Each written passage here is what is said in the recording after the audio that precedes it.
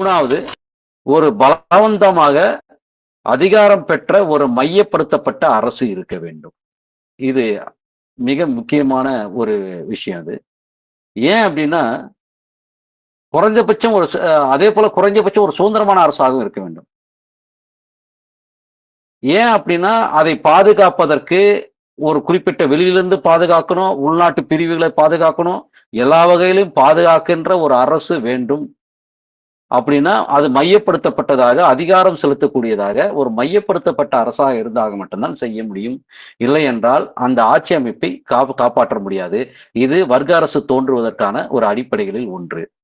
அதேபோல், படிநிலை அமைப்பு கொண்டதாக அந்த எக்கனாமிக் இதுன்னு சொல்றோம்ல, அந்த பொருளாதார அமைப்பு ஒரு படிநிலை கொண்டதாக இருக்க வேண்டும். எல்லாருமே எல்லா குலத்துக்குமான இதுவும் ஒரே தன்மையில இருந்தாலோ, அல்லது அதுல சில சிறப்புரிமைகள் இருந்தாலோ அது வேற. ஆனால் ஒரு படிநிலை கொண்ட அமைப்பு முறையாகவே அரசு உருவாக்கப்பட்டிருக்க வேண்டும். அந்த சமூக நிலை இருக்க வேண்டும் என்பதை அடுத்த விஷயமாக ஆர்.எஸ். சர்மா குறிப்பிடுகிறார். அதேபோல் உபரி தொடர்ந்து உறுதிப்படுத்துவதற்கு அதனுடைய உற்பத்தி அமைப்பு மேலோங்கியதாக இருக்க வேண்டும். நம்ம ஆரம்பத்துல சொல்ற கொத்து விவசாய முறையில அரசு தோன்றுவதற்கு வாய்ப்பே இல்லை. மக்கள் தொகையும் உருவாக்குவதற்கு வாய்ப்பில்லை. அதுல பெரிய அளவுக்கு உபரியும் பெற முடியாது. உபரி இல்லாத அரசில் ஒரு மையப்படுத்தப்பட்ட அரசு உருவாக்குவதற்கு சாத்தியமே இல்லை. ஆகையால் அந்த உபரியை உத்தரவாதம் செய்வதற்கு அளவுக்கு தன்னுடைய உற்பத்தி முறை மேலோங்கி இருக்க வேண்டும். அதேபோல் அந்த ஆளும் வர்க்கம் ஒரு சித்தாந்த அமைப்பை கொண்டிருக்க வேண்டும். குறிப்பாக மதம் தோன்றி இருக்க வேண்டும்.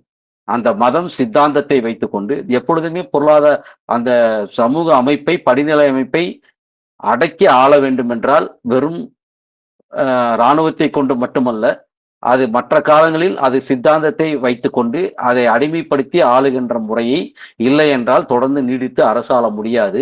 ஆகையால் ஒரு வலுவான சித்தாந்த அடிப்படையை கொண்ட ஒரு அமைப்பு இருக்க வேண்டும்.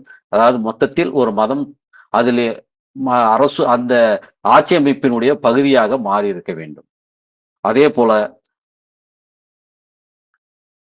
ஒட்டுமொத்தமாக இந்த சமூக அமைப்பு முழுவதுமே இரத்த உறவைகளை உடைத்து எறிந்திருக்க வேண்டும். இனக்குழுவினுடைய அடிப்படையை தகர்த்து ஒரு புதிய இந்த அம்சங்களை கொண்டிருந்தால் மட்டுமே அது வர்க்க அரசாக மாறுகிறது என்று சில அடிப்படையை ஆர்.எஸ். சர்மா ஏற்கனவே இருந்ததை வைத்துக் கொண்டும், அதே போல கிளேர்சன் அப்படின்னு சொல்லக்கூடிய அவருடைய வரையறையும் வைத்துக் கொண்டும் இந்த வரையறையை வரையறுத்து வைத்தார். இதிலிருந்து தான் தன்னுடைய ஆய்வை அவர் தொடங்குகிறார். எங்கே வர்க்க அரசு உருவாகிறது, எங்கே உருவானது என்ற அடிப்படையில் அவர் முதல் அதற்கான காரண காரியங்களை வைத்து ஆய்வு செய்தார். அது எங்கே உருவாகிறது என்றால், அடிப்படையில் மத்திய கங்கை அந்த பகுதியில் தான் அது உருவாகியது. மிக முக்கியமாக அந்த சதுப்பு நில பகுதிகள் தான் உருவாகியது. எப்பொழுதுமே ஒரு பரந்தவெளி பிரதேசத்தில் அல்லது ஏரிக்கரைகளில், ஆற்றங்கரைகளில் உருவான அந்த இது குறிப்பாக வடபகுதிகளை பொறுத்தவரையில மத்திய கங்கை சமவெளியினுடைய பகுதியில் சதுப்பு நில காடுகளில் அதனுடைய ஈரப்பதத்தை அதனுடைய நீர்த்தன்மையை வைத்துக் கொண்டுதான் அது தன்னுடைய அடுத்த நிலைக்கு வளர்ச்சி பெற்றுவதற்கான வாய்ப்புகளை ஏற்படுத்தியது. அதில் 2 விஷயங்கள் மிக முக்கிய பங்காற்றியது. ஒன்று, அதனுடைய இரும்பின் பயன்பாடு மிக முக்கியமானது. எப்படி ஒண்ணு சதுப்பு நில காடு உற்பத்திக்கு உருவாக்குச்சோ, இரும்பின் பயன்பாடு அது காடுகளை அழித்து அந்த இடத்தில் நிலங்களை விரிவுபடுத்தி அந்த ஈரப்பதத்தை எப்பொழுதுமே வைத்துக்கொண்டு உணவுகளை உற்பத்தி செய்து மக்கள் தொகையை பெருக்குவதற்கும் சமூக அடுத்த நிலை வளர்வதற்குமான உபரியை பெருக்குவதற்கான வாய்ப்புகளை ஏற்படுத்தி கொடுத்ததுதான் வர்க்கத்தின் தொடக்கமாக அமைந்தது. அந்த மத்திய கங்கை சமவெளி அதனுடைய முக்கிய பங்காற்றியது அப்படின்னு அதை பத்தி மிகப்பெரிய ஆய்வு செய்யறார். எப்படி மேல்கங்கை பகுதியிலிருந்து ஒரு பகுதி குடியேறுவதும், கீழ்கங்கை பகுதியிலிருந்து ஒரு பகுதி குடியேறியதும், மத்திய கங்கை பகுதியில் அந்த 2 குழுக்களும் பல்வேறு சமூக குழுக்களும் அந்த 2 பகுதியிலிருந்து வந்த பல்வேறு சமூக குழுக்களும் மத்திய கங்கை பகுதியில் ஒன்று சேர்ந்து எப்படி ஒரு பெரிய சமூகத்தை, ஒரு உபரி கொண்ட சமூகத்தை உருவாக்கியது என்பதை பற்றியும், அது எப்படி பல்வேறு மகா ஜனபதங்களாக, அதாவது ஒரு வர்க்க அரசு உருவாவதற்கான ஆரம்ப கூறுகளை கொண்ட மிகப்பெரிய அரசுகள் 16 மகா ஜனபதங்களை சொல்கிறார்கள். அதாவது 16 பெரிய அரசுகள் உருவாவதற்கான முன்னாடி இருந்த அந்த குல ஆதிக்கத்தினுடைய அதாவது மொத்தமா உருவாக்கி இருந்த கூட்டு அரசுகளை பத்தி கூறுகிறார்கள். இதுதான் ஒரு மகத பேரரசை மிகப்பெரிய அளவுக்கு கொண்டு வந்து நிறுவுவதற்கான அடிப்படையை உருவாக்கியது. அங்க பார்த்தீங்கன்னா, பல பேரரசுகள் உருவாகியது. பல அதாவது வைசாலி, அ வ காந்தாரம் இப்படி பல பகுதிகள் அந்த பகுதிகள்ல பார்த்தீங்கன்னா, ஒவ்வொரு பகுதிகளும் பல்வேறு அரசுகள் உருவாவதற்கான அடிப்படையை உருவாக்கி கொடுத்தது. அது பல பல விஷயங்கள் அதாவது ஒவ்வொரு அரசும் ஒன்று விழுங்கியோ, அதாவது ஒன்றை வீழ்த்தியோ அல்லது ஒன்று கலந்தோ தான் அந்த அரசு உருவாகியது என்பதை அடிப்படையாக நிறுவுவதில் ஆர்.எஸ். சர்மா மிக ஆதாரங்களுடன் அதை வெற்றி கண்டார். இதை டி.என்.ஜா இந்திய வரலாறு என்ற நூலில் படிப்படியாக அதனுடைய அந்த வரலாற்று ஆவணங்கள் இவர் தொல்லியல் ரீதியாக ஆய்வு செய்து எப்படி வச்சாரோ, எப்படி மண்பாண்டங்களை வைத்துக்கொண்டு, அங்கிருந்த மற்ற அகழ்வாய்வுகளை வைத்துக்கொண்டு, அந்த உற்பத்திகள் எந்த அளவுக்கு வளர்ந்திருக்கிறது என்பதை எப்படி தன்னுடைய வரலாற்று ஆய்வில் கொண்டு வந்து நிலைநிறுத்தினாரோ, அதன் அடிப்படையில் டி.என்.ஜா அவர்கள் அந்த வரலாற்று தரனுடைய இலக்கியங்களை ஆதாரங்களையும் மற்ற ஆதாரங்களையும் வைத்துக்கொண்டு அதற்கு என்ன பெயர், எப்படி யாரை வீழ்த்தினார்கள், எதை வீழ்த்தினார்கள், அதற்கான ஆதாரங்கள் என்ன உட்பட டி.என்.ஜா அது அருமையாக அதை அந்த புத்தகம் முழுக்குமே அதை நிறுவி இருப்பார். ஏன் அதை சொல்ல வேண்டியிருக்கிறது என்றால், அதை தொல்லியல் ஆதாரங்களோடு மிக சிறப்பாக நிறுவியவர் தோழர் ஆர்.எஸ். சர்மா.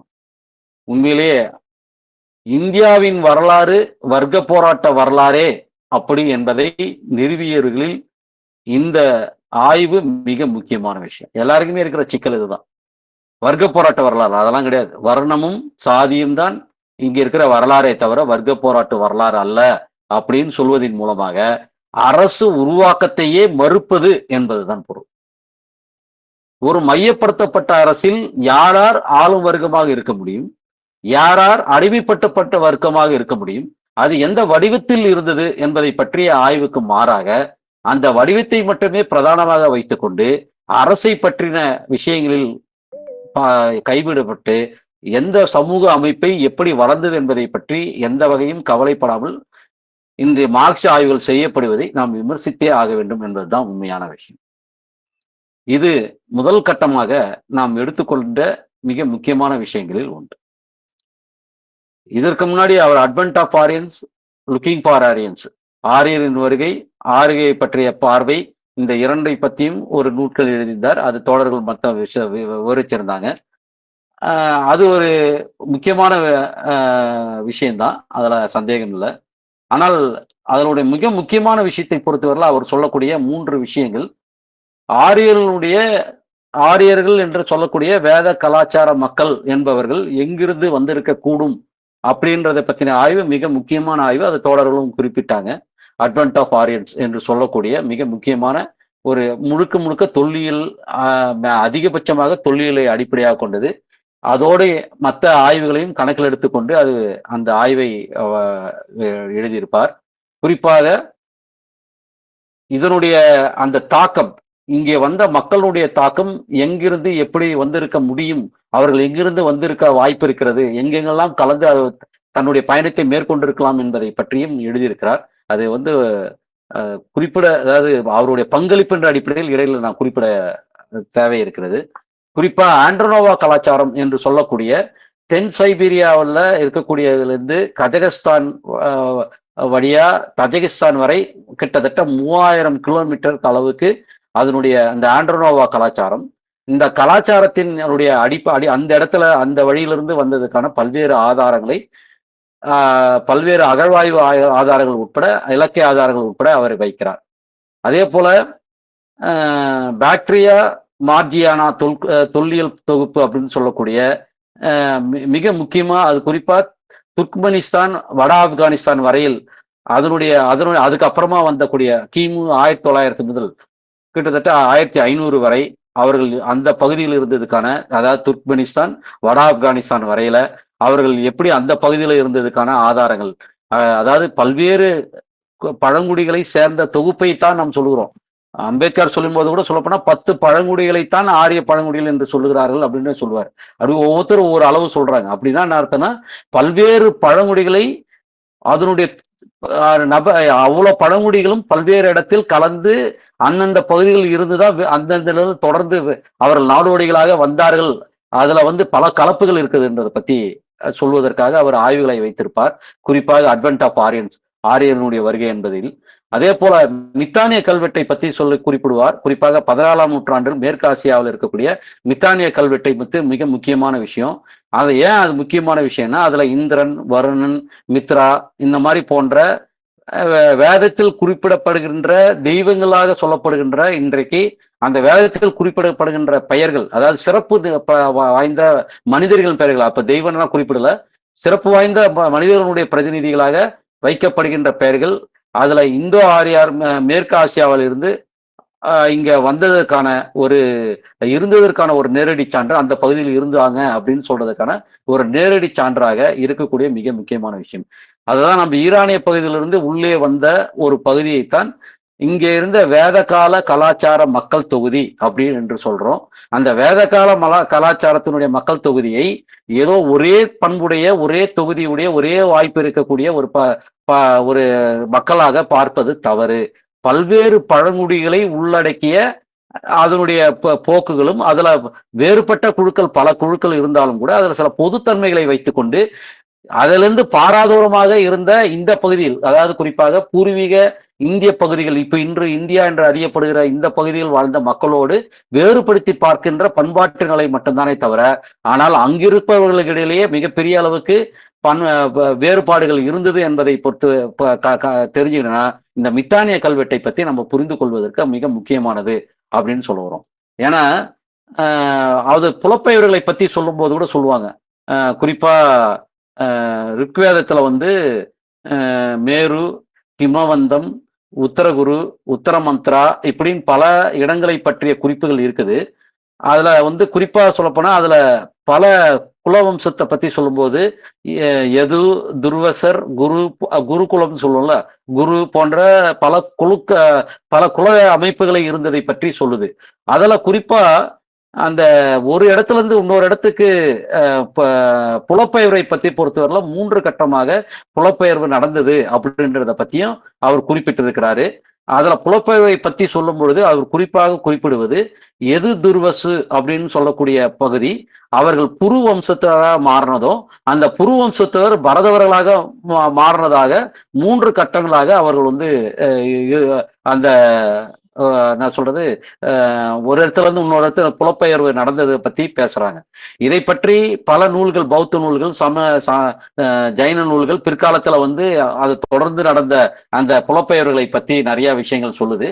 அதை நம்ம பல இதுல விரிவா நம்ம போல, அது தனி ஆய்வாக, தனி விஷயமாக அது பேசப்பட வேண்டிய விஷயம். குறிப்பாக அதுக்கான விஷயங்கள் வரும்போது அது பேசலாம். ஏன்னா இது குறிப்பிட வேண்டிய அவருடைய முக்கியமான ஆய்வுகளில் அந்த அட்வென்ட் ஆஃப் ஆரியன்ஸுடைய மிக ஆழமான முக்கியமான ஒரு ஆய்வில் ஒன்று. அதனுடைய தொடர்ச்சியாகத்தான் எப்பொழுது கங்கை சமவெளியில் எப்படி ஒரு மிகப்பெரிய அளவுக்கு வர்க்க அரசு உருவாவதற்கான அடிப்படை துவங்கி அது வளர்ச்சி பெற்று மகத பேரரசாக வளர்ச்சி பெற்றது அப்படின்றதையும் நாம் இங்க கணக்கில் எடுத்துக்கொண்டு பேச வேண்டிய மிக முக்கியமான விஷயம். சரி, இப்படி வளர்ந்தது. இது மையப்படுத்தப்பட்ட அரசு, மைய அரசு உருவாகியதா என்றால் கேட்டால், ஆமா, மையப்படுத்தப்பட்ட அரசு உருவாகியது. இது ஏதோ தனித்தனி கிராம சமூகங்களாக இருந்தது, இதோ தனித்து அவர்கள் விவசாயிகளாக தனி குழுக்களாக இருந்து அங்கங்கே ஒரு கிராம சமூகமாக வாழ்ந்து விட்டார்கள் என்றால், இந்த மையப்படுத்தப்பட்ட அரசுகள் எப்படி உருவானது? அப்ப மையப்படுத்தப்பட்ட அரசு எப்படி இயங்கியது?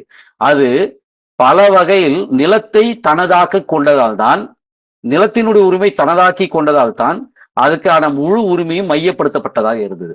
அதே போல் வரி நேரடியாக அரசுக்கு செலுத்தப்பட்டது. அந்த வரியை பெற்றும் அதனுடைய அதிகாரங்களை பெற்றும் தனக்கு கீழே இருக்கக்கூடிய அத்தனை அதிகாரிகளும், ராணுவ அதிகாரி உட்பட பல நிர்வாக அதிகாரிகளுக்கும் பணமாக அல்லது குறைந்த அளவில் பொருளாக கொடுக்கப்பட்ட அந்த முறையில தான் சம்பளம் கொடுக்கப்பட்டு தான் இயக்கப்பட்டுச்சு. மக்கள் அதன் மூலமாக தான் உபரியை உறிஞ்சுவதற்கான தேவையும் வந்தது. அவர்கள் அந்த அதிகாரிகளை வைத்துக்கொண்டு, அந்த மத குருமார்களை வைத்துக்கொண்டு அங்கே உபரியை நேரடியாக செய்யப்பட்ட அந்த உபரியை நேரடியாக அரசுக்கு கஜானாவில் சேர்க்க வேண்டும் என்ற நிலைதான் இருந்தது. இது படிப்படியாக மாறி அடுத்த கட்ட சமூகத்திற்கு வந்தது. ஏன் வந்துச்சு அப்படின்றத பத்தி முதல்ல சொல்லிட்டு மற்ற விஷயங்களுக்கு போனா சிறப்பா இருக்கும்னு கருதுறேன். அதாவது ஏன் அது வந்துச்சு அப்படின்னு சொன்னா, மிக முக்கியமான விஷயம் இந்தியாவினுடைய நகரங்களின் வீழ்ச்சி. இந்த நகரங்களை பத்தி மிக முக்கியமாக ஆய்வு செய்ததில் ஆர்.எஸ். சர்மாவுக்கு இணை வேற யாரும் இல்லை. ஏன்னா அதுக்குன்னு அர்பன் டிகே இந்தியாவை பத்தி ஒரு தனி நூலே அவர் எழுதியிருக்கிறார். அவர் அந்த நகரங்களினுடைய வளர்ச்சியை பற்றி 3 கட்ட நகரங்களை பத்தி பார்க்கலாம். ஒண்ணு ஹரப்பாவினுடைய காலகட்டத்தினுடைய நகரங்கள். அதுக்கப்புறமா மிக உச்சபட்சமாக மகத பேரரசுகள் இருந்த காலகட்டத்தில், பல்வேறு அசோகர் மற்ற பேரரசுகள் இருந்த காலகட்டத்தில் உருவான மிகப்பெரிய நகரங்கள். அதற்கப்புறமா பார்த்தீங்கன்னா நிலப்பரவத்தினுடைய உச்சகட்டத்தில் இருந்த மிகப்பெரிய நகரங்கள். இந்த நிலப்பரவத்து உருவாக்க கட்டத்தில் இருந்த நகரங்கள் அதுவும் முக்கியத்துவம் வாய்ந்தது உச்சகட்டத்துல.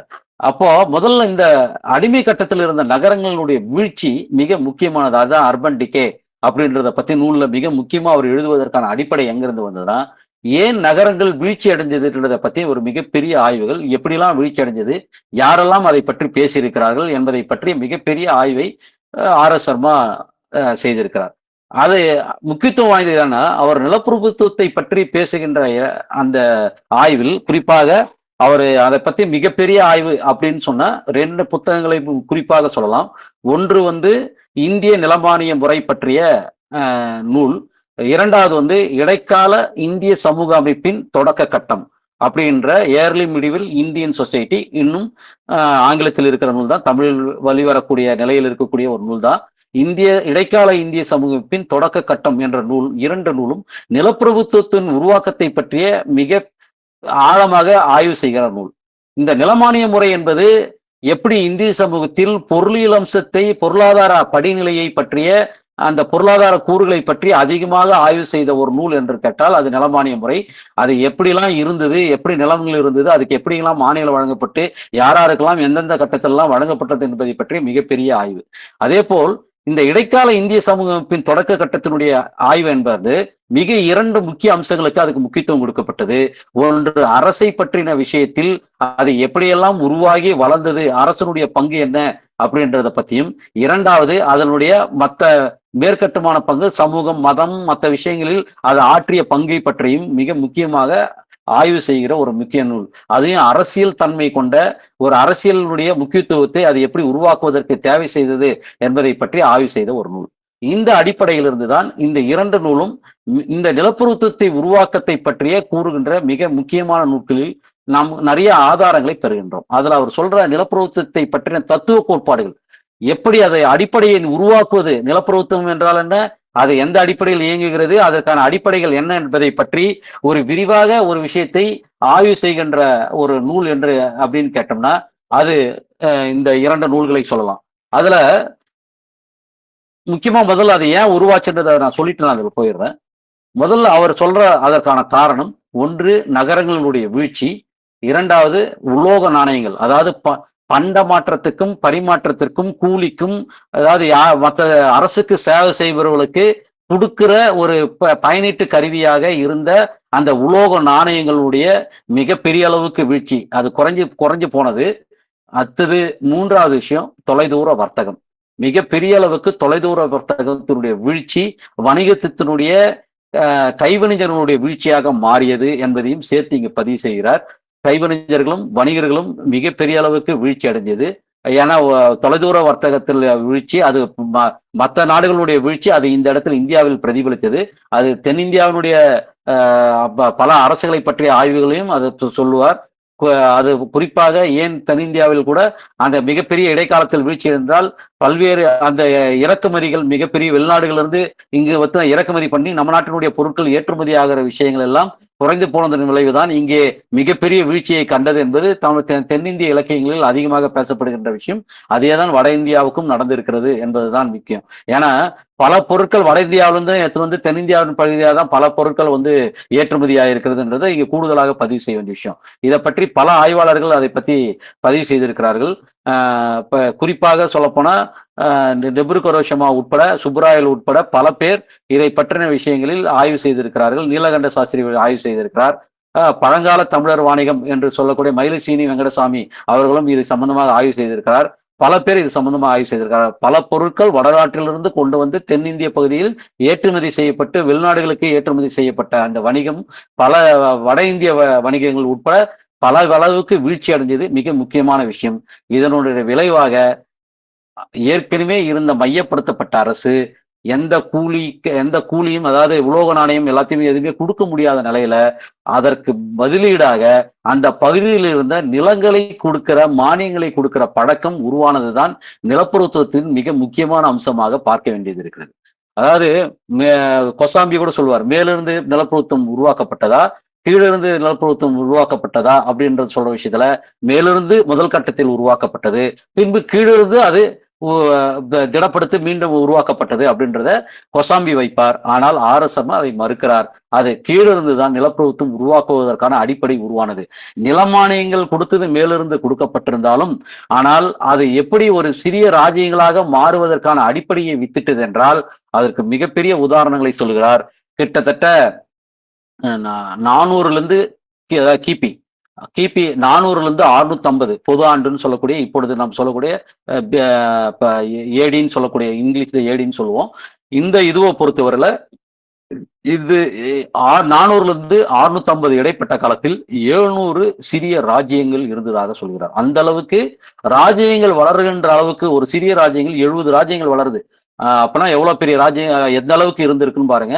இந்த மானியம் கொடுக்கப்படுகின்ற விஷயம் மேலோங்கி மேலோங்கி மேலோங்கி வந்ததனுடைய விளைவு, அது அங்கெங்கே அவர்கள் நிலத்தையும் அதனுடைய உபரியும் அவர்கள் வளர்த்ததனால் அவர்கள் மிக தனித்தனி அரசர்களாக, சிறிய அரசர்களாக மாறியதனுடைய விளைவு, அவர்கள் கட்டுப்பாடற்ற நிலைமையை உருவாக்கியது, அவர்களுக்கு அதிகாரம் போய் சேர்ந்தது, அவர்கள் தனித்தனி ராஜ்யங்களாக உருவாக்குறதுனால நிலப்பிரபுத்துவ அரசும் பல அளவுகளை உருவாகி அதுக்கு பிறகுதான் மையப்படுத்தப்பட்ட ஒரு நிலப்பிரபுத்துவ அரசு முறையை உருவாக்குவதற்கான தேவை வந்தது. ஆனால் ஆரம்ப கட்டத்தில் அந்த நிலப்பிரபுத்துவ அரசு எங்கே உருவாகியது என்றால், இதனுடைய வீழ்ச்சி, அதை சமாளிப்பதற்காக நிலங்களை தானமாக தர வேண்டிய அவசியம், அதான் நிலம் மானியம் என்று சொல்லக்கூடிய மிக முக்கியமான அம்சம் இடம்பெறுகிறது. இது பல வரலாற்றாசிரியர்களால் பார்க்க தவறிய விஷயமாக முக்கியமாக கருத வேண்டும். ஐரோப்பா நாடுகள்ல நிலமானியம் இருந்ததா? இராணுவ சேவைக்காக நிலமானிகள் கொடுக்கப்பட்டிருது, ஐரோப்பா பகுதியிலும் கொடுக்கப்பட்டது. இங்க இராணுவ சேவை மட்டுமல்ல, இராணுவம், மதம், கைவினைஞர்கள், வணிகர்கள், இப்படி பல தரப்பட்ட நபர்களுக்கும் அவருடைய சேவைக்கு உகந்த வழியில் நிலமானியங்கள் வழங்கப்பட்டது. ஆனால் அதில் பெரும் நில உடைமை பெற்றவர்கள், நிலத்தை பெற்றவர்கள், அவர்கள் மிக அதிகாரம் பெற்றவர்களாக மாறினார்கள் என்பதை பல்வேறு கல்வெட்டுகள் மற்ற விஷயங்கள் மூலமாக நாம் புரிந்து கொள்ள முடியும் என்பதை தான் இங்க பதிய வைக்க வேண்டியிருக்கிறது. அதுல குறிப்பாக என்ன அடிப்படை நிலப்பிரபுத்துவத்தை பற்றி புரிந்து கொள்வதற்கு மிக அடிப்படையாக நாம் எதை தெரிந்து கொள்ள வேண்டும் அப்படின்னு கேட்டா, இங்க பல விஷயங்கள், அதாவது எப்படி நிலப்பிரபுத்துவம் உருவாக்கப்பட்டது அப்படின்றதுலே பல ஐரோப்பாவை பற்றிய மற்ற உலக நாடுகளில் இருக்கக்கூடிய பல்வேறு நிலப்பிரபுத்துவ முறையாக்கத்தில் இருக்கக்கூடிய விஷயங்களை பற்றி விவாதித்துக் கொண்டிருக்கிறார்கள். இன்னும் அது விவாதம் போய்கொண்டேதான் இருக்குது. அதுக்கான பல்வேறு மாநாடுகள் நடத்தி கொண்டுதான் இருக்கிறாங்க. எப்படி அடிமை முறை 4 வகையாக இருந்ததோ, அடிமை முறை மட்டும் ஒரே அடிமை முறையா இல்ல, கிரேக்கம், ரோமும், ஜெர்மானிய அடிமை முறை இருந்தது. பல்வேறு வகையாக அடிமை முறைகள், 4 வகையான அடிமை முறைகள் எப்படி இருந்ததோ, நிலப்பிரபுத்துவ முறை பல்வேறு வகையான நிலப்பிரபுத்துவ முறை இருந்தது. ஏதோ ஒரு வகையான நிலப்பிரபுத்துவ முறை இருந்ததுன்னு சொல்ல முடியாது. ஆனால் அதனுடைய பொது அடிப்படை அம்சம் மிக முக்கியமானது. எப்படி அப்படின்றத நம்ம புரிஞ்சுக்கணும். முதல் விஷயம், அதனுடைய எக்ஸ்பிளாய்டேஷன், அதாவது எப்படி அது தன்னுடைய உபரியை பெறுவதற்கு எந்த வகையாக அது செஞ்சது அப்படின்னு சொல்றதை பத்தி ஒரு பெரிய விவாதம் இருக்கிறது. ஒன்று, அது பொருளாதார வகையில் சுரண்டியதா அல்லது அரசியல் வகையில் சுரண்டியதா அப்படின்றதே மிகப்பெரிய விவாதமாக நிலப்பிரபுத்துவத்தை உருவாக்கத்தை பற்றிய விஷயங்களில் நான் சொல்றேன். இது உண்மையிலே சொல்லப்போனா அவருடைய அடிப்படை, மற்ற விஷயங்கள்லாம் மற்ற தோழர்கள் பேசியதால அவருடைய அடிப்படை விஷயங்களில் எங்கே தொற்று எவ்வளவு நுணுக்கமாக அவர் ஆய்வு செய்திருக்கிறார் அப்படின்றத தங்களுடைய கவனத்திற்கு எடுத்துவதற்காக நான் பேசுறேன். சில விஷயங்கள் நுணுக்கமா தான் பேசுறேன், அதுக்கான ஆதாரங்களை நான் சேர்த்து பேசுறேன். முடிந்த வரையில புரிய வைக்கிறதுக்கு, நான் என்ன கருத்தை வைத்துக் கொண்டிருக்கணும் அதை புரிய வைக்கிறதுக்கு முயற்சிக்கிறேன். அது சரியா தவறா என்பது மீண்டும் எல்லாரும் படிச்சு அதை விவாதத்துக்கு உள்ளாக்கணுன்றதுதான், அந்த விவாதத்துக்காக தான் இதை நான் வைக்கிறேன். அப்போ அடிமை முறை, இங்க எக்ஸ்பிளாய்டேஷன், அடிமை முறையில் குறிப்பாக பண்ணை அடிமைத்தனம் இங்க இருக்குதா அப்படின்ற ஒரு விஷயம், உபரி எப்படி சுரண்டப்பட்டது, எப்படி அந்த சுரண்டல் நடந்தது என்பதை பற்றின விஷயம், குறிப்பாக சட்டப்பூர்வமாக, இராணுவ ரீதியாக, மத ரீதியாக, தத்துவார்த்த ரீதியாக எப்படி கூடுதல் பொருளாதார நிர்பந்தத்தின் மூலமாக, எக்ஸ்ட்ரா எக்கனாமிக் கோயஷன் அப்படின்னு சொல்லக்கூடிய வார்த்தை மார்க்ஸாலையும் சர்மாவாலையும் பயன்படுத்துகின்ற ஒரு சொல்லாடல், குறிப்பாக உபரியை உறிஞ்சுவதற்கு இந்த எக்ஸ்ட்ரா எக்கனாமிக் கோயஷன் என்ற அந்த குறிப்பாக கூடுதல் பொருளாதார நிர்பந்தங்கள் சொல்றதை விட அது என்ன சொல்றது, பலவந்தத்தை எப்படி திணிச்சாங்க, அப்படி அதன் மூலமாக எப்படி உபரியை பெற்றார்கள் என்பதில் மார்க்சுக்கும் சர்மாவுக்கும் ஒரு ஒப்புமை உண்டு. அது 2 பேரும் ஒரே அந்த கருத்தை ஏற்கிறார்கள் அப்படின்றத நம்ம இங்க பதிவு வைக்க வேண்டியது இருக்குது. அப்போ இது எப்படி வந்து அடிமை முறையும் இங்க இருக்கிற உபரியை சுரண்டுகின்ற முறையும் எப்படி இருந்ததுன்றது மிக முக்கியமான விஷயமாக பார்க்க வேண்டியது இருக்குது. அதுல குறிப்பா நான் இப்ப ஆதாரங்களுக்கு வரலாற்று ரீதியாக போயிட்டாதான் புரிந்து கொள்வதற்கும் கூட நான் சொல்கிற கருத்தை கடத்துவதற்கு கூட வாய்ப்பாக இருக்கும். குறிப்பாக இந்த மானியங்கள் கொடுக்கப்படுகின்ற அந்த விஷயங்களை பார்த்தீங்கன்னா கிபி 2ஆம் நூற்றாண்டில் தான் முதல் முறையா தொடங்குது. குறிப்பா சாதவாகனர்கள் அந்த சாதவாகனர் ஆட்சியில வந்து கௌதமி புத்திர சடகர்கனியால் பௌத்த தூதர்களுக்கு முதல்ல அந்த மானியங்கள் வழங்கப்படுது. இந்த மானியங்கள் தொடர்ச்சியாக எப்பொழுது அதிகமாகிறது என்று கேட்டால், குறிப்பாக முதல் 2ஆம் நூற்றாண்டில் முதலில் 2ஆம் நூற்றாண்டில் பெற்றிருந்தாலும் கூட அதுக்கப்புறம் 4ஆம் 5ஆம் நூற்றாண்டில் இது வந்து மிகப்பெரிய அளவுக்கு அது வந்து பெரிய அளவுக்கு வளர்ந்தது. அது அதிகமாச்சுன்னு சொல்றாங்க. இந்த மானியங்களுடைய முறை மிகப்பெரிய அளவுக்கு அதிகமாகியதுக்கு அடிப்படை வந்து குறிப்பாக 4ஆம் 5ஆம் நூற்றாண்டுக்கு பிறகு அதிகமாகியது அப்படின்னு சொல்றாங்க. அதுல குறிப்பா நாம் எடுத்துட்டு பேச வேண்டிய பல விஷயங்களில் எடுத்துக்கலாம். அதுக்கான இதுவும் எடுத்துக்கிறேன். எப்படி அது மாறுச்சு, எந்தெந்த பெயர்ல அது மாறுச்சு, நாம எப்படி அதை தெரிஞ்சுக்கிறது? இது எல்லாம் ஒரே மாதிரி மாறுச்சா? எல்லாருமே சொல்றாங்க ஒண்ணு ஆரம்ப நிலையை சொல்றாங்க, வளர்ச்சி நிலையை பத்தி பேசுவதே கிடையாது. வளர்ச்சி நிலையில் எப்படி அது ஒவ்வொரு பகுதியாக மாறியது என்பதை பற்றின விஷயங்கள் குப்தர் காலகட்டத்துல பாத்தீங்கன்னா, அதாவது என்ன விவாதம் ஆக்சுவலா பாத்தீங்கன்னா, நேரடியாக ஆட்சி செய்யற முறை, அதாவது எந்த இடையீட்டாளரும் நிலப்பிரபுக்களும் பண்ணை முறைகளும் இங்கு இல்லை, இங்க குத்தகை முறையே இல்லை, இவர்கள் நேரடியாக ஆட்சி செய்யப்பட்டார்கள். அதாவது குறிப்பாக எங்க கிராமங்கள் ஆட்சி செய்வாங்க, அதெல்லாம் நேரடியாக அதனுடைய ஆட்சி முறை இருக்கும். கீழே கிராமங்கள் அந்தந்த சமூகத்தில் இருக்கிறவர்கள் ஆட்சி செய்வார்கள். வேற எந்த வகையிலும் எந்த சம்பந்தமும் இல்லாமல் இருந்தது அப்படின்னு சொல்லக்கூடிய விஷயம் அப்படி இல்லை. அது பல்வேறு படிநிலையில் கீழே எப்படி உபரிகள் உறிஞ்சப்பட்டது, ஒரே நேர்கோட்டில் வந்து இது பண்ணல. 2 வகை இருக்குது. ஒன்று நேரடியாக அரசுக்கு வரி கொடுக்கிற முறை, அப்படியும் இல்லை. கிராமங்களில் அவரவர்களே சுய தேவை பூர்த்தி செய்து கொண்டார்கள், எந்த வகையில அரசனுக்கு பங்களிக்கல அப்படின்னு சொல்ற முறை. இது 2 முறையுமே அப்படி கிடையாது. நிலப்பிரபுத்தில் எப்படி ஒரு படிநிலை முறை, எப்படி அரசு அமைப்பு முறை, சமூக உள்ள இருக்கிறது இல்ல, அரசு அமைப்பு முறையில் எப்படி இருந்தது என்பதை பற்றி பல ஆய்வுகள் கூறுது. அதுல வந்து பாத்தீங்கன்னா, குப்தர் காலகட்டத்துல மாகாணங்களுடைய உபரிகா அப்படின்னு சொல்லக்கூடிய புக்டி ஆளுநர் அப்படின்னு சொல்லுவாங்க. அந்த ஆளுநரை நியமிக்கிறது யாருன்னு பார்த்தீங்கன்னா குப்த பேரரசால் தான் நியமிக்கப்பட்டாங்க. இது வந்து நான் ஆரம்ப கட்டத்தினுடைய மாற்றத்தை பற்றி சொல்லுகிறேன். குறிப்பாக சர்மா குறிப்பிடுகிறது. இவர்கள் இந்த மாகாண ஆளுநர் வச்சுங்களேன், இந்த உபரிகா என்பவர்கள் குறிப்பாக புக்டி ஆளுநர்கள் இங்க யாரைய வந்து நியமிக்கிறாங்கன்னா, விசியாபதி என்ற மாவட்ட தலைவர்களை அவங்க நியமிக்கிறார்கள். குறிப்பாக அந்த பகுதியில் இருக்கிற மாவட்ட இதுல நியமிக்கிறாங்க. ஏன் அது சொல்றேன்னா, இவரெல்லாம் மானியம் கொடுத்து நியமிக்கப்படுகிறார்கள். அவர்கள் என்ன இதுன்னா, இந்த புக்டி என்பவர்களுக்கு முதல்ல கொடுக்கப்படுகிறது அனுபவ பாத்தியம் தான். அவர்களுக்கு வந்து உரிமை தலைமுறையாக உரிமை எல்லாம் கொடுக்கல. இப்ப எல்லாமே இலக்கியங்களை அங்கொன்றும் இங்கொன்றுமாக வச்சுக்கொண்டு அவர்கள் எல்லாம் சாஸ்வதமாக எல்லா உரிமைகளையும் பெற்றுக்கொண்டு மற்றவர்கள் எதுவுமே இல்லைன்ற மாதிரிலாம் பேசப்பட்டு கொண்டிருக்கிறது.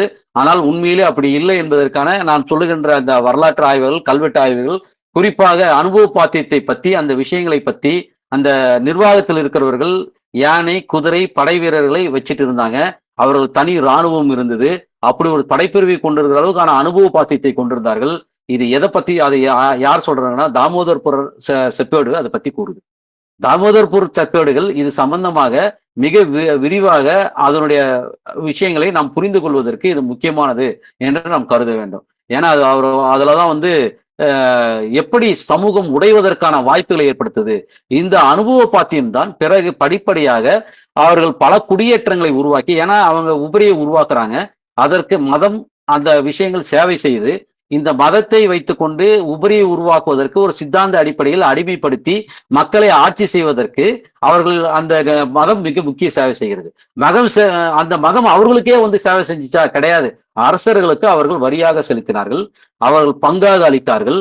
ஒன்று பணம் சொல்ல முடியாது, மற்ற வழிகளில், அதாவது படைகளை கொடுப்பது ஒரு பக்கம், 1/6 பாகம் பங்கு, 1/5 பாகம் பங்கு கொடுப்பது ஒரு பக்கம், இன்னொன்னு பொருள் பண்டமாற்றாக கொடுப்பது ஒரு பக்கம். அந்த மாதிரி பல்வேறு வகைகள், அதுல பல்வேறு வகைகளை குறிப்பிடணும்னா இன்னும் சில வகைகளை பற்றியும் நான் சொல்ல வேண்டியது இருக்குது. ஒரு ஏன்னா அது புரிந்து கொள்வதற்காக சொல்றேன். குறிப்பாக பாகம் அப்படின்ற விஷயத்தை நாம் கேள்விப்பட்டிருப்போம். அந்த பாகத்தை பொறுத்தவரையில பயிர்ல வருமான பங்கு கொடுக்கிற முறை போகம்னு சொல்லியிருப்போம். இது ஒரு குறிப்பிட்ட காலகட்டத்தில் அப்பப்போ அந்த பொருள் வந்து அந்த குறிப்பிட்ட போகம் வளைஞ்சதுன்னா அந்த போகத்தின் அடிப்படையில் கொடுப்பது. பாகம் என்பது ஒவ்வொரு வருமானத்திலும் கொடுப்பது. கரம் அப்படின்றது வரியை பற்றி குறிப்பிடுறது. கிரண்யம் என்பது பண அடிப்படையில் கொடுக்கப்படுகின்ற விஷயத்தை பற்றியது. குடியான ஒரு வரி இருக்குது. இப்படி இது இல்லாமல் விஷ்டி என்ற முறை மிகப்பெரிய அளவில் இங்கே இருந்தது என்பதை நாம் குறிப்பிட வேண்டும். அது என்ன விஷ்டி அப்படின்னு சொன்னா, விஷ்டி என்பது கட்டாய உழைப்பு. அதாவது கூலி வாங்காமல் அந்த அதாவது நில உரிமையாளர்களுக்கு ஒரு குறிப்பிட்ட காலம், அது ஒரு நாளா இருக்கலாம், 10 நாளா இருக்கலாம், இல்ல ஒரு குறிப்பிட்ட மாதமா இருக்கலாம். அது ஒவ்வொரு இடத்திற்கு ஏற்ற மாதிரி, அது நிலைமைகளுக்கு ஏற்ற மாதிரி அந்த விஷ்டி என்ற முறை கட்டாய உடல் உழைப்பு ஒரு குறிப்பிட்ட காலகட்டத்திற்கு நில உரிமையாளருக்கு செய்ய வேண்டும். குறிப்பாக பெரிய நில உரிமையாளர்களுக்கு செய்ய வேண்டும். அல்லது அந்த கூலி உழைப்பாளர்களாக இருப்பவர்கள், அந்த குத்தகை எடுத்தவர்கள் என்ன செய்வாங்கன்னா, குத்தகை காலத்தில் நமக்கு அவர்களுக்கான காலத்தில் உழுதுவிட்டு மீதி காலத்துல வந்து விஷ்டி என்ற முறையில் அந்த நில உடைமையாளர்களுக்கான பெரிய நிலத்தில் போய் உழுவார்கள். இந்த குத்தகை நிலத்துல உழுவுறது வந்து பாத்தீங்கன்னா அதுல வந்து அவர்களுக்கான வரி செலுத்துவார்கள். அதாவது குறிப்பா பாகம், இந்த பாகத்துல இருந்து இவ்வளவு தரணும்னு. இவர்கள் அதற்கு மேல் இருக்கக்கூடிய மாகாண கவர்னர்கள் செலுத்துவார்கள். இந்த மாகாண கவர்னர்கள் அப்படின்னு சொல்லக்கூடிய இந்த புட்டி அப்படின்னு நாம் சொல்லக்கூடிய பகுதி சொல்றாங்க, இவர்கள் அரசர்களுக்கு செலுத்துவார்கள். இப்படி ஒரு முறை நிலப்பிரபுத்துவ முறையில் என்ன அடிப்படையில் இருந்ததோ அதே அடிப்படையில் இருந்ததற்கான ஆதாரங்களை R.S. சர்மா மிகப்பெரிய அளவுக்கு வழங்குகிறார். ஏன் இது குறிப்பாக நான் குறிப்பிட வேண்டியது இருக்குது, அதில் பிறகு வந்து விரிவாக நம்ம பேச வேண்டியது இருக்குது அப்படின்னு நான் சொல்றேன். ஆனால் அதுல குறிப்பாக நாம் சொல்ல வேண்டிய விஷயம் எதுக்காக அப்படின்னு சொன்னா, இந்த நிலப்பிரபுத்துவ உருவாக்கம் என்பது உண்மையிலேயே ஒரு வர்க்க அடிப்படையில் எப்படி உருவாக்கப்பட்டு அது எப்படி சமூகம் மாறுகின்ற கட்டத்தில் அது படிப்படியாக நடந்தேறியது என்பதை பற்றி சொல்லணும். இதுல குறிப்பா அந்த மாறுகின்ற காலகட்டத்தை பற்றி சொல்வதுதான் வர்ண சமூகம் அடித்து நொறுக்கப்பட்டு, வர்ண சமூகம் என்பது அதற்கு முந்தைய மையப்படுத்தப்பட்ட அரசு, வர்ணத்தை அடிப்படையாக கொண்டது அரசு, அதனுடைய அந்த மதத்தை அடித்து நொறுக்கி, அந்த சமூகத்தை அடித்து நொறுக்கி அந்த சமூக குலைவு ஏற்பட்டது. அப்படி என்றால் யாருமே கேட்கிற நிலைமை இல்லை. குறிப்பாக பார்ப்பனர்கள் சொல்வதை மற்றவர்கள் கேட்பது தயாரா இல்ல, சத்திரியர்கள் கேட்பதை தயாரா இல்ல. இதை பற்றி பல இலக்கியங்கள் குறிப்பிட்டிருக்கிறது. பல்வேறு அது சம்பந்தமான பல்வேறு விவாதங்கள் இருக்கிறது. இதைதான் அவர் கலியுகம் என்ற காலகட்டத்தை பற்றி வரையறுக்கிறார். இந்த கலியுக காலகட்டத்தை பற்றி நாம் புரிந்து கொண்டால்தான் இந்த சமூக மாற்றத்தினுடைய காலகட்டத்தை நாம் புரிந்து கொள்ள முடியும் என்ற அடிப்படையில் தான் இந்த இடைக்கால இந்திய சமூக அமைப்பின் தொடக்க கட்டத்தை பற்றிய நூலில் கலியுகம் பற்றிய ஒரு தனி நூலையே வரையறுத்திருக்கிறார். அந்த கலியுக காலகட்டத்தினுடைய அடித்து நொறுக்களுடைய விளைவுதான் அது பல்வேறு இலக்கிய பதிவுகளை எடுத்து ஆதாரங்களாக காட்டி அதனுடைய கல்வெட்டு ஆதாரங்களை எல்லாம் வைத்து இது விவாதித்திருக்கிறார். அதனுடைய அடுத்த கட்டமாகத்தான், அதனுடைய வளர்ச்சி கட்டமாகத்தான் எப்படி பல்வேறு பகுதியில் இருக்கக்கூடிய குறிப்பா நான் சொன்ன 70 ராஜ்யங்கள், 400ல இருந்து 650 இடையில ஏற்பட்டிருக்கிற 70 ராஜ்யங்களில் பெரும்பான்மையான யாருன்னு பார்த்தனா பழங்குடியின சமூகத்தை தன் சமூகத்தில் உள்ளிழுக்கப்பட்டு அவர்களை ஒரு மிகப்பெரிய வர்க்க சமூகத்தில் உள்ளிழுக்கப்பட்டு நிலப்பிரபுத்துவம் உருவாக்கப்பட்டது. இது மிக முக்கியமான அடிப்படை. அந்த பழங்குடி தலைவர்கள் எல்லாம் அப்படியே உள்வாங்கப்படவில்லை. அதில் தலைவராக இருந்தவர்கள் ஆட்சி பகுதியில இருந்தவர்களாகவும், அதுல மத வேலையை, அதாவது அன்னைக்கு சடங்கு மற்ற விஷயங்களை செய்த மதத்துக்கு முந்தைய விஷயங்களை செய்து கொண்டிருந்தவர்கள் எல்லாம் மத அடிப்படையிலையும் உள்ளே உள்வாங்கப்பட்டார்கள். அந்த அடிப்படையிலே மற்றவர்கள் எல்லாம் அவர்கள் விவசாயிகளாக மாற்றப்பட்டார்கள். இந்த விவசாயிகள் என்பதற்கு ஏதோ தனிப்பட்ட விஷயம் இல்ல, விவசாயிகள் என்று யாரெல்லாம் குறிப்பிடப்பட்டிருக்கிறார்கள் என்பதை பற்றி ஒரு சிறு குறிப்பை வந்து அவரு நிறைய தரவுகளை சொல்றாரு. சூத்திரர்கள் அதை பற்றி இல்ல, சூத்திரர்களை எப்படி விவசாயிகளாக இது சொல்றாங்க. குறிப்பாக புதிய குடியேற்றங்களில் கௌடில்யர் சூத்திரர்களை உழவர்கள் என்றே கூறுகிறார். அதே போல இந்த அசகாயர் அப்படின்னு சொல்ல, நம்ம அசகாய சூரர் அப்படின்னு நம்ம சொல்லுவோம். அந்த 7ஆம் நூற்றாண்டை சேர்ந்த அசகாய சூத்திரர்களை உழவர்கள் என்றே அவரும் குறிப்பிடுகிறார். அதே போல பல்வேறு யுவான் சுவாங்க கூட சூத்திரர்களை உழவர்கள் என்றுதான் குறிப்பிடுகிறார். இப்படி பல்வேறு நூல்களில் குறிப்பிடுகின்ற சூத்திரர்கள் உழவர்களாக இருப்பதை பற்றி குறிப்பிடுகிறது. பல்வேறு அந்த பழங்குடிகளையும் கூட அங்கே மிகப்பெரிய அளவுக்கு அவர்கள் உழவர்களாக உள்ளிழுக்கப்பட்டு அந்த சமூகத்தின் உற்பத்தி மேலோங்கிய நிலைக்கு கொண்டு சென்றதால் அந்த உபரி உறிஞ்சப்பட்டு அதனுடைய அத்தனை உபரியும் எப்படி அது ஆளும் வர்க்கமாக இருந்த அங்கிருந்த ஆட்சி அமைப்பில் இருந்த இன்று நாம் சூத்திரர்கள் பார்ப்பனர்கள் மத தலைமையை செய்து கொண்டிருந்த பார்ப்பனர்கள் என்று அழைக்கப்பட்ட வர்ண தலைமை எப்படி இருந்ததோ அதே போல் அன்று இருந்தவர்கள் எல்லாம் அன்று உள்ளிழுக்கப்பட்டார்கள். இதுல மிகப்பெரிய மாற்றம் அப்படின்னு என்னன்னு பார்த்தீங்கன்னா, குறிப்பாக அந்த மையப்படுத்தப்பட்ட அடிமை அரசு அப்படின்னு என்ற மிகப்பெரிய பேரரசுகள் இருந்த காலகட்டத்தில் கைவினைஞர்களுக்கும் வணிகர்களுக்கும் இருந்த செல்வாக்கு வீழ்த்தப்பட்டது. அவர்கள் எல்லாம் கிராம சமூகத்தில் உள்ளிழுக்கப்பட்டு இந்த நிலப்பரப்புகளோடு அந்த நிலங்களோடு பிணைக்கப்பட்டவர்களாக மாற்றப்பட்டார்கள். அதனால் கைவினைஞர்களும் வணிகர்களும் செல்வாக்கு இழந்தார்கள். அவர்கள் மிகப்பெரிய ஆட்சி செல்வாக்கில் பங்குதாரர்களாக இருந்தவர்கள் எல்லாம் இங்கே நிலப்பரப்புகளுக்கு கீழானவர்களாக கீழ்ப்படுத்தப்பட்டவர்களாக மாற்றப்பட்டார்கள். அந்த நிலப்பரப்புகள் மத மடாதிபதிகளும் கோயில்களும் அந்த நிலப்பரப்புகளாக இருந்தார்கள்.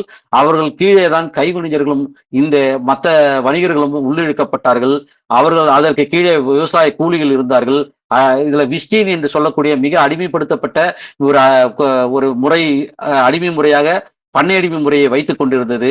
இதுதான் நிலப்பரப்பு அடிமை முறைக்கு மிக அடிப்படையாக பார்க்க வேண்டும் என்பதை குறிப்பாக ஆர்.எஸ். சர்மா குறிப்பிடுகிறார். நாம் இது ஏன் இவ்வளவு விளக்கமா பார்க்கிறோன்றதே ஏன் அப்படி நம்ம முக்கியமா பார்க்கிறோம், இதனுடைய முக்கியத்துவம் ஏன் இதுல அடங்கி இருக்கிறது என்பதை பற்றி நம்ம உண்மையிலே குறிப்பை நாம் செய்ய வேண்டும். ஏன்னா இன்னைக்கு இருக்கிற விவாதம் என்ன, மிகப்பெரிய விவாதம். அது மார்க்சின் பெயராலோ இல்ல ஆசிய உற்பத்தியின் பெயராலோ மிகப்பெரிய அளவுக்கு இன்றும் கூட மார்க்ஸ் காலத்தினுடைய ஆய்வு 19ஆம் நூற்றாண்டு. அந்த காலகட்டத்தில் அகழ்வாய்வுகள், கல்வெட்டுகள், மற்ற எந்த விஷயமும் வெளிவராத நிலையில் பிரிட்டிஷோடைய ஆவணங்கள், அதே போல இங்கிருந்த வெளிநாட்டினுடைய குறிப்புகள் இதை வைத்துக்கொண்டு ஆய்வு செய்து வைத்த அந்த முடிவுகளை மட்டுமே வைத்துக்கொண்டு அதற்கு பிறகு வந்த ஆய்வுகளையும் அகழ்வாய்வுகளையும், அதுக்கப்புறம் தான் பல அகழ்வாய்வுகள் வந்தது. வர்க்க அரசுகள் எப்படி தோன்றியது பற்றின ஆய்வுகளே அதுக்கப்புறம் தான் தொடங்குது. அதே போல அதுக்கப்புறமா அதற்கு பிறகு வந்த பல்வேறு வரலாற்று ஆய்வுகள், கல்வெட்டுகள், இலக்கிய ஆய்வுகள், பல இலக்கியங்கள் கண்டுபிடிக்கப்பட்ட இலக்கிய ஆய்வுகள், இப்படி பல இலக்கியங்கள் கண்டுபிடித்தது. இதையெல்லாம் நாம் கணக்கில் எடுத்துக்கொண்டுதான் இப்பொழுதுக்கான விஷயங்களை வரலாற்றை ஆய்வு செய்வதற்கு மாறாக அந்த புதிய விஷயங்களையும் அதுக்கப்புறமா வந்த மாறுதல்களையும் மாறாநிலை தன்மையோடு அப்படியே வைத்துக்கொண்டு மீண்டும் மீண்டும் அந்த ஆய்வுகளை புறந்தள்ளி விட்டுவிட்டு பழைய விஷயங்களே பேசி இங்கே வர்க்க சமூகத்தினுடைய விஷயங்களை மறுத்து எங்கே மார்க்ஸ் சர்மாவும் ஒன்றுபட்டார்கள், எங்கே வேறுபட்டார்கள் என்பதை புரிந்து கொண்டு அதை மாற்றியமைப்பதற்கு மாறாக, அதனுடைய ஆதாரங்களை தேடுவதற்கு மாறாக வெறும் அது ஆர்.எஸ். சர்மா சொல்லியிருந்தாலும் மார்க்ஸ் சொல்லியிருந்தாலும் யார் சொல்லியிருந்தாலும் மார்க்சிய அடிப்படையில் ஆய்வு செய்கிறோமா? சர்மா ஏதோ ஆய்வு செய்வது தன் விருப்பம் போல் ஆய்வு செய்யவில்லை. மார்க்சின் அடிப்படையை வைத்துக் கொண்டுதான் ஆய்வு செய்தார். அது நிலப்பிரபுத்துவத்தினுடைய ஆய்வையும் அதில் நிச்சயமாக சொல்ல வேண்டும். அதுல முக்கியமாக அந்த நிலமானியத்தை பற்றின விஷயங்களில் அவர் எந்த அளவுக்கு மார்க்சியரோட ஒன்றுபட்டார், எந்த அளவுக்கு வேறுபட்டார் என்பதை நான் குறிப்பிட்டு விட்டு அந்த ஆசிய உற்பத்தி முறைக்கான சில விஷயங்களை கூறி நான் முடிக்கலாம் என்று கருதுகிறேன். மிக சுருக்கமாகவே நான் சொல்றேன். மார்க்ஸை பொறுத்தவரையில அந்த உற்பத்தி முறை சர்மாவும் நிலப்பிரபுத்துவ முந்தைய இந்த நிலப்பிரபுத்துவத்துக்கு அந்த விஷயத்தை பொறுத்தவரையில என்ன குறிப்பிடுறாங்கன்னா, நிலப்பிரபுத்துவ உற்பத்தி முறை என்று சொல்வதற்கு மாறாக ரெண்டு பேருமே பெரும்பான்மையாக பயன்படுத்துகிறது என்ற விஷயம் பொறுத்தவரையில முதலாளித்துவத்துக்கு முந்தைய உற்பத்தி முறை அப்படி என்ற அந்த அடிப்படையில் தான் தன்னுடைய ஆய்வுகளை தொடங்குகிறார்கள். முதலாளித்துவத்துக்கு முந்தைய உற்பத்தி முறை அது நிலப்பிரபுத்துவ உற்பத்தி முறையாக எப்படி வளர்த்தெடுக்கப்பட்டது ஆர்.எஸ். சர்மாவில் என்பதை நாம் புரிந்து கொள்ள வேண்டும். ரெண்டாவது, நான் ஏற்கனவே சொன்ன மாதிரி மார்க்ஸுக்கும் சர்மாவும் ஒரு விஷயத்தில் எந்த இடத்துல ஒன்று போடுறாங்கன்னா, எப்படி உபரி சுரண்டப்பட்டது என்ற விஷயத்தில் அது எக்ஸ்ட்ரா எக்கனாமிக் கோஹெஷன், அதாவது பலவந்தமாக பொருளாதார சுரண்டலை செய்ததுதான் குறிப்பா அரசியல் நிர்பந்தம் அப்படின்னு புரிந்து கொள்ளலாம். அதன் மூலமாகத்தான் இந்த சுரண்டல் நடைபெற்றது. நிலம் எப்பொழுதுமே இருந்தது, ஆனால் நிலம் எப்படி அந்த உபரி பெறப்பட்டது என்றால் தன் அரசு அதிகாரத்தின் மூலமாக அது பெறப்பட்டது. அதனுடைய பொருளாதார நிலைகள் முக்கியம், நில மானியங்கள் இருந்தது, படிநிலைகள் இருந்தது, எல்லாம் முக்கியம்தான். ஆனால் அது எப்படி சுரண்டப்பட்டது அந்த உபரி என்றால் எக்ஸ்ட்ரா எக்கனாமிக் கோஹெஷன் என்ற வார்த்தை இரண்டு பேராலும் பயன்படுத்தப்படுகிறது. இது முக்கியமான விஷயம். அதே போல மார்க்ஸும் மார்க் ப்ளோச் அப்படின்றவருடைய கிட்ட இருந்து தான் எடுத்துக்கிறாரு. அதே போல கோஸ்மின்ஸ்கி என்றவருடைய ஆய்வுல இருந்து தான் பல விஷயங்கள் எடுத்துக்கொள்கிறார். அதே நிலப்பிரபுத்துவ முறையில் விவசாயத்தினுடைய அந்த ஆதிக்கம் மிக அவசியம். அப்போ அதுதான் சொல்றாங்க, அடிமை முறை, பண்ணை அடிமை முறை என்பது மிக அவசியம் என்பதை எப்படி இவங்க 2 பேர் ஏற்கிறாங்க. மார்க்ஸ் அது இல்லை என்று சொல்கிறார். ஆனால் அதற்கு பிறகு பல்வேறு ஆய்வுகளில் வந்து அது இருந்தது என்பதை நிரூபித்திருக்கிறார்கள். குறிப்பாக அதுல எப்படி என்னென்ன விஷயங்கள் கேள்வி எழுப்பப்படுகிறது என்ற ஆட்சி உற்பத்தி முறைக்கு நம்ம அந்த விஷயங்களில் நம்ம கோடிட்டு காட்டிவிட்டு அதை முடிக்கலாம் என்று கருதுகிறேன். அந்த ஆய்வை குறிப்பாக ஆர்.எஸ். சர்மா எடுத்து ஆய்வு செய்தது மிக சிறப்பானது. மொழியை பற்றி தனியா ஒன்று ஆய்வு செய்திருக்கிறார். இப்போ அதை பேசுவதற்கான மிக குறுகிய நேரமா இருக்கிறதால் அதை நான் தொடல. ஆனா மொழியை பத்தி பல்வேறு மொழிகள் எப்படி இங்க இருந்தது, சமஸ்கிருதம் எப்படி இங்க வந்து ஆளுவர்க்கத்தினுடைய மொழியாக இங்க இருந்தது, எப்படி அரசுகள் அது மொழியாக மாறுச்சு, இங்க பல்வேறு பழங்குடிகள் மத்தியிலே போகும்பொழுது பார்ப்பனியமயமாக்கப்பட்ட காலகட்டத்திலே எப்படி அங்கே பிராமணிய மொழி அங்க இருக்கிற வாய்மொழி, அதாவது நாம சொல்ற வழக்கு மொழி, பேச்சு மொழியாக இருக்கிற மொழியோடு எப்படி இது கலந்து அதுக்கு மொழி வடிவம் கொடுக்கப்பட்டது. அவர்கள் தான் அந்த சான்ஸ்கிரிட் மொழியில அந்த மொழி வடிவம் கொடுக்குறாங்க, எழுத்து வடிவம் கொடுக்குறாங்க. அப்படி பல விஷயங்கள் செய்யப்பட்டது. பிராகிருதம் மிகப்பெரிய அளவுக்கு வளர்ச்சி பெற்றது. இதெல்லாம் வந்து பல விஷயங்களை ஆர்.எஸ். சர்மா தொடர அது பிறகு எடுத்துக்கொள்ளலாம். ஆனால் இந்த விஷயத்தை நம்ம முக்கியமாக தொட்டுட்டு ஆய்வுக்கான ஒரு முதன்மை விஷயமாக இன்று முக்கிய பேசு பொருளாக வரலாற்றுத் துறையின் பேசு பொருளாக மார்க்சியர்கள் மத்தியில் இருக்கக்கூடிய விஷயத்தை அந்த ஒரு 5 பாயிண்ட்களை நம்ம சொல்லிட்டு நான் முடிக்கலாம் என்று கருதுகிறேன். குறிப்பாக நிலங்கள் குத்தகைக்கு விடப்படவில்லை அப்படின்ற விஷயம் உண்மையிலேயே இங்க வைக்கக்கூடுகின்ற வாசம் இது. அதுல குறிப்பா குப்தர் கால நிலமானிய சாசனங்கள் நான் ஏற்கனவே சொல்ல போனா அந்த தாமோதர்பூர் அப்படின்னு சொல்லக்கூடிய அந்த பட்டயத்தை பற்றி நம்ம உண்மையிலே தெரிந்து கொள்ள வேண்டிய விஷயம். அந்த செப்பேடு தான் அந்த செப்பேடு தான் மிக முக்கியமான செப்பேடு.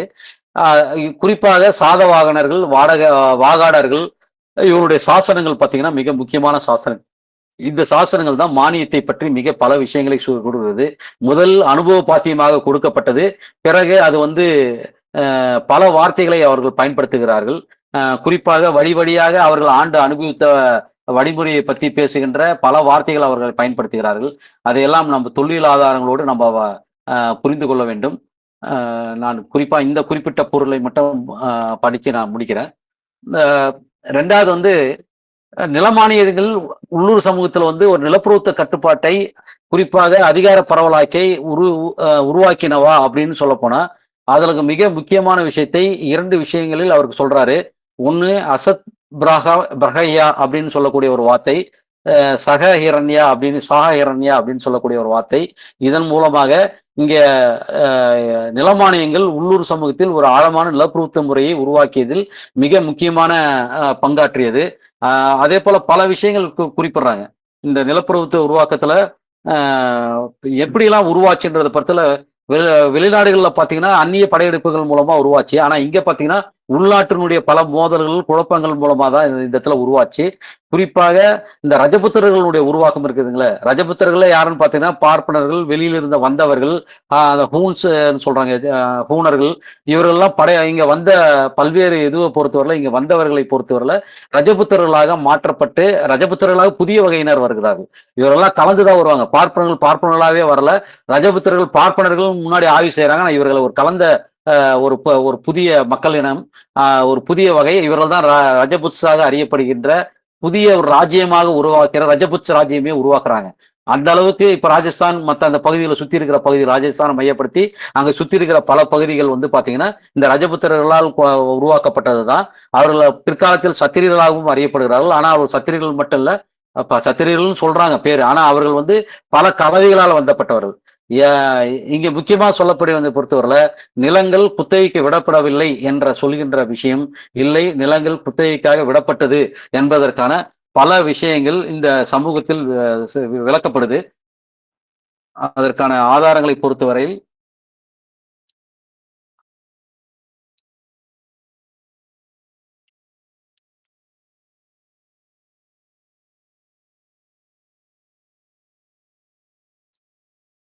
நாம் ஏற்கனவே சொன்னதுதான். குறிப்பாக அந்த உபரிகான்னு சொல்லக்கூடிய அந்த ஏற்கனவே சொன்னது விஷயாபதி, விஷ்டி முறை எப்படி கொண்டு வந்தாங்கன்ற விஷயம், இதெல்லாம் தான் அதனுடைய முக்கியமான ஒரு ஆதாரங்களாக நாம் பார்க்க வேண்டும் அப்படின்னு நான் முக்கியமா குறிப்பிடுறேன். அதே போல குப்தர் கால இதுவுக்கு அப்புறமா வேற எப்படியெல்லாம் இந்த இடத்துல வந்து இந்த இதுக்கான வராங்க ஒரே நிமிஷம். எப்படி இது இங்க வந்து பல பார்த்தீங்கன்னா 3 வகையான இது சொல்றாங்க. அந்த குடும்பின் அப்படின்ற ஒரு இது சொல்றாங்க.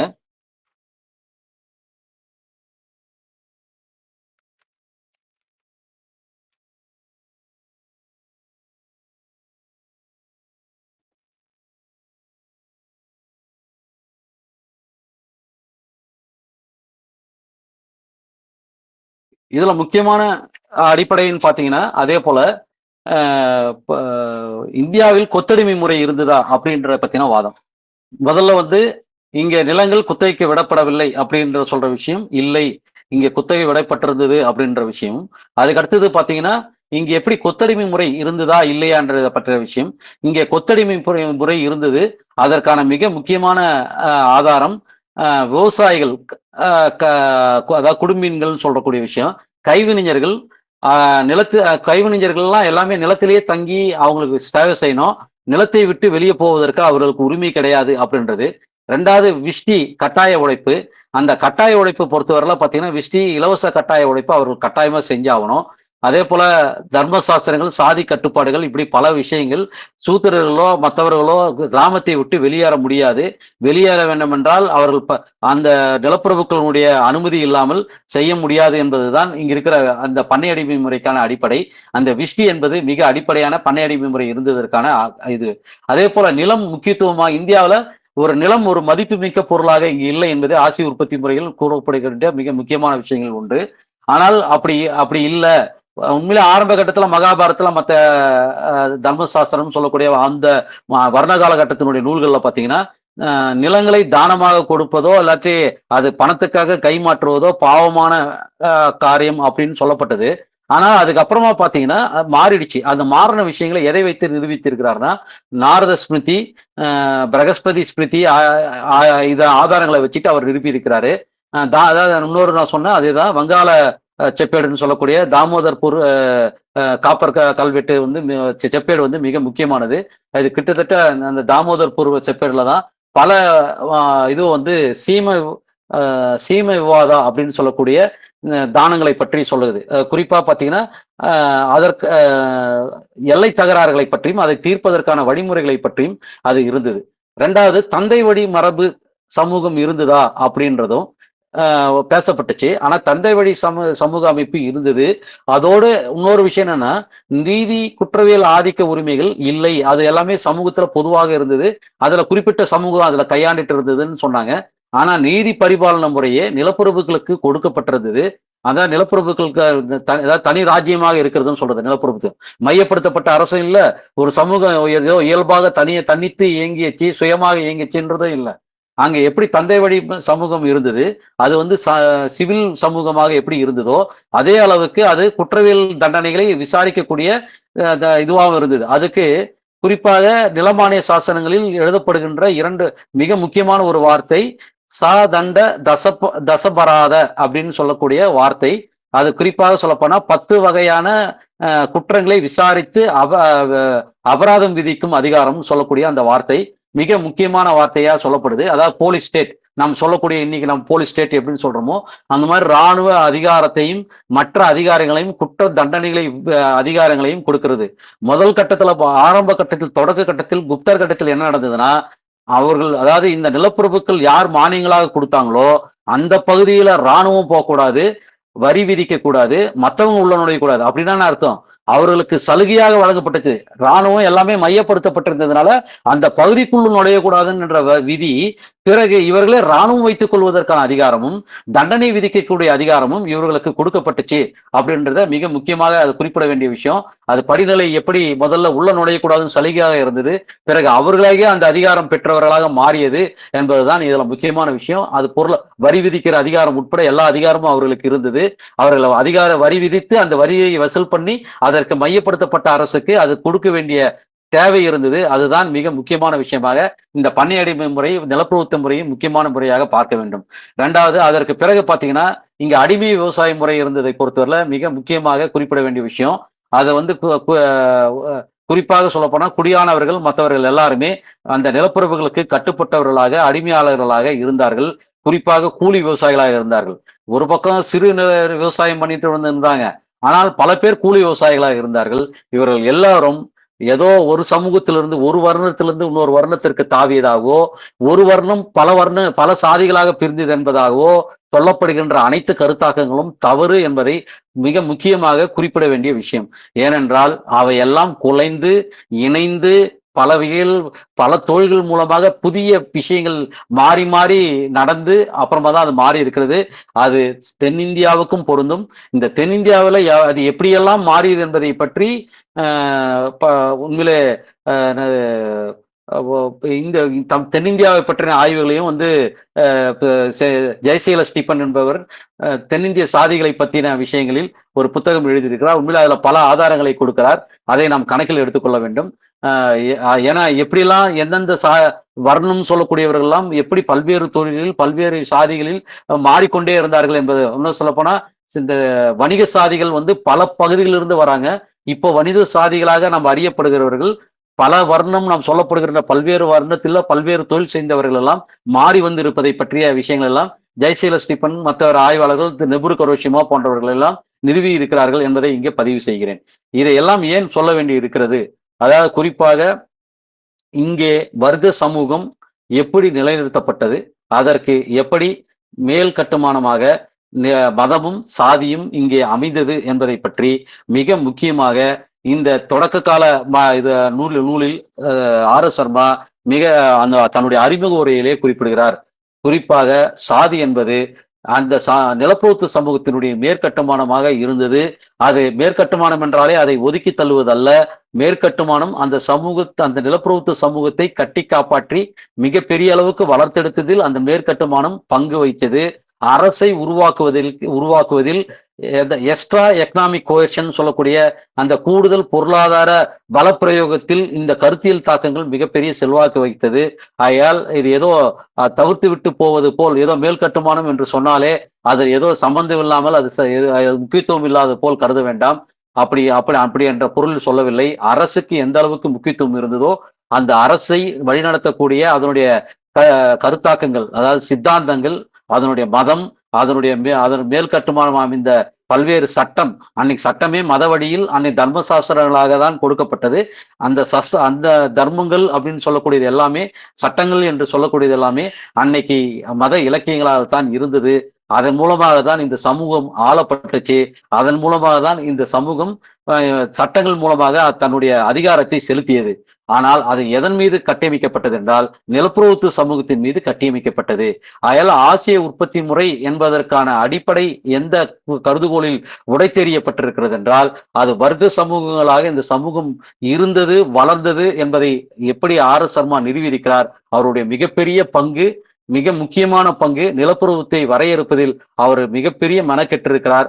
மார்க்ஸ் பத்தின ஆய்வு, இங்க இருக்கிற மார்க் ப்ளோச் அப்படின்னு சொல்லக்கூடியவருடைய ஆய்வு, கோவின்ஸ்கி அப்படின்னு சொல்லவருடைய ஆய்வு, கோலோஸ்கியை பற்றிய ஆய்வுகள் அனைத்தையும் மிக முக்கியமான மாஸ் காலகட்டத்தில் நடந்த அதுக்கு பிறகு நடந்த ஆய்வுகளை எல்லாம் கணக்கில் எடுத்துக்கொண்டு அதற்கு வரலாற்று ரீதியாக தீர்வு கண்டிருக்கிறார் ஆர்.எஸ். சர்மா. அந்த வகையில் இன்று மிக முக்கியமாக நாம் கணக்கில் எடுத்துக்கொள்ள வேண்டிய மிக முக்கியமான ஒரு வரலாற்று ஆய்வாளர் என்றால் அது ஆர்.எஸ். சர்மா. அவர் அதுல பல்வேறு கருத்துக்கள் விவாதிக்க வேண்டியது இருக்கிறது என்றால் விவாதிக்கலாம். அதுல ஒன்றும் மாற்று கருத்து இல்லை. அப்படியே ஆர்.எஸ். சர்மாவை எடுத்து வழித்தொடிய வேண்டும், அதாவது அப்படியே தொடர்ந்து பாதுகாக்க வேண்டும் அப்படின்றது இல்லை. ஆனால் அவர் சொல்ற எந்த விஷயத்தையுமே கணக்கில் எடுத்துக்காமல் தூக்கி போட்டுவிட்டு மீண்டும் இதிகாசங்களையும் புராணங்களையும் வைத்துக்கொண்டு நம் கற்பனையில் ஒரு வரலாற்றை எழுதுவது என்பது, பிறகு வரலாறே கற்பனை என்ற நிலைக்கு தாவுவதும் என்பது நாம் ஒழித்து கட்ட வேண்டும். மார்க்சியம் எப்படி கம்யூனிஸ்ட் கட்சி அறிக்கையில் மார்க்சும் எங்கெல்ஸும் வந்தடைந்தார்களோ, மனித குலம் ஏடறிந்த வரலாறு முழுவதும் வர்க்க போராட்ட வரலாறே என்பதை ஆர்.எஸ். சர்மா இந்தியாவில் வர்க்க போராட்ட வரலாறே இந்திய வரலாறும் என்பதை மிக சிறப்பாக ஆணித்தரமாக நிறுவியிருக்கிறார். அவருடைய பங்கு மிக சிறப்பானது.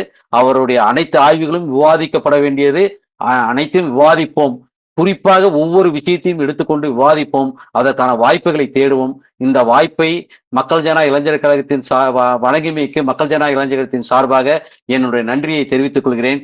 மிக நிறைய பேச வேண்டியது இருந்தாலும் கூட இதுல எக்ஸாம்பிள் கொடுக்க முடிய போனா இன்னும் பெருசாயிடுன்றதுனால நிறைய அதனுடைய எடுத்துக்காட்டுகள் எந்தெந்த ஆதாரங்கள் என்பதை எல்லாம் நான் தவிர்த்து விட்டு இருக்கிறேன். அது சிறப்பான வேற ஒரு தருணத்தில் அதோடு இணைத்து பேசுவதற்கு வாய்ப்பு இருக்கும் பொழுது பேசுகிறேன். ஆனால் கண்டிப்பாக நாம் ஆர்.எஸ். சர்மாவை விட்டுவிட்டு ஒரு வரலாற்றை எழுதவே முடியாது. அதில் கொசாம்பிய வழித்தோன்றி வந்திருந்தாலும் கூட வர்க்க போராட்ட வரலாறை சிறப்பாக நிறுவியர்களில் மிக முக்கியமான ஒரு வரலாற்று ஆய்வாளர் ஆர்.எஸ். சர்மா என்பதை மீண்டும் ஒரு முறை கூறி என்னுடைய உரையை முடிக்கிறேன். நன்றி, வணக்கம்.